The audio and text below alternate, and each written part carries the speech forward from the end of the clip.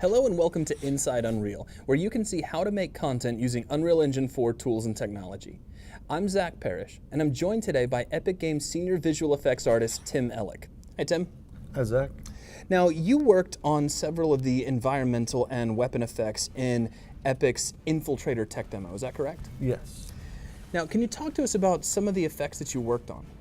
I created primarily environment effects and weapon effects, muzzle flashes, impacts, tracers, and then the environment effects would typically include water, smoke, any kind of haze or atmosphere.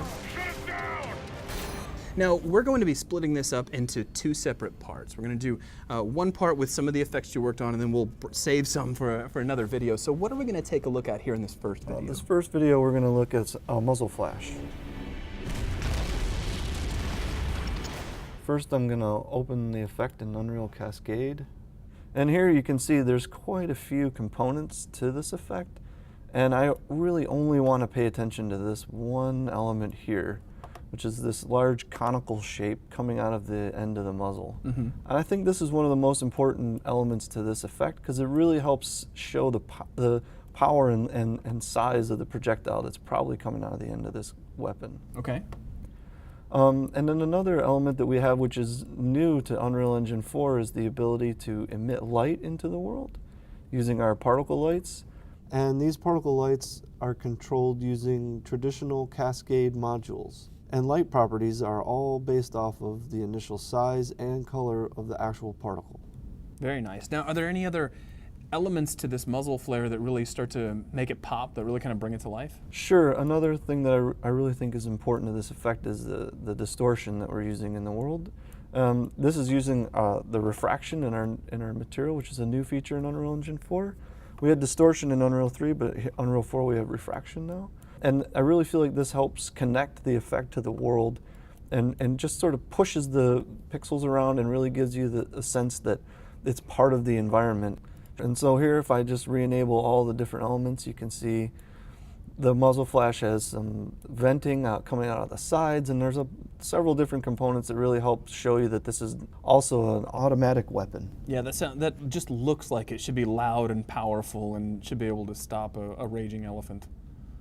Now, I also noticed that we've got some shell casings flying out of the side of the gun. Yes, the shell casings are, again, they're being emitted through the effect, which is great because now I can control those all in one location.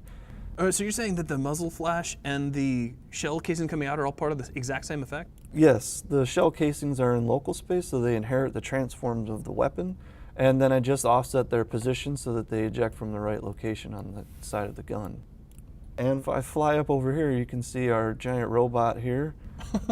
And he's just pouring shells out into the environment. He burns through the ammo. Yeah, and using a CPU system, I can track the position of these shells and then emit smoke from each shell as it's falling through the world. I see this guy's also got tracer fire as well. Yes. Now, is that part of his muzzle flash effect, or is that separate? The tracer is bundled with the muzzle flash. It helps us show the direction without having to add another component and then track two items in Matinee. I can just fire off one effect.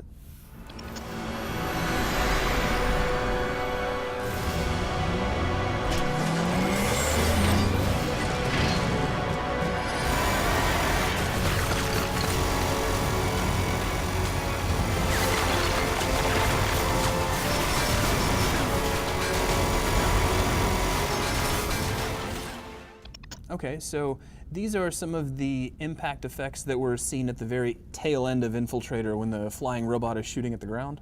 Yes, and typically when we're creating an impact effect, there's a couple things we keep in mind. We think about the size of the projectile and also think about the surface that the projectile's impacting.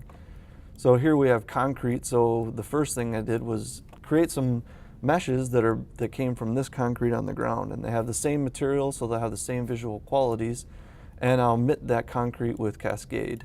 And because the concrete has a lit material on it, it's accepting the lighting from the world as well as the lighting coming from the particle system. So I notice you're also kicking up a lot of, I guess it would be more dust than it is smoke as the concrete gets pulverized. Now, is that actually being lit in the world?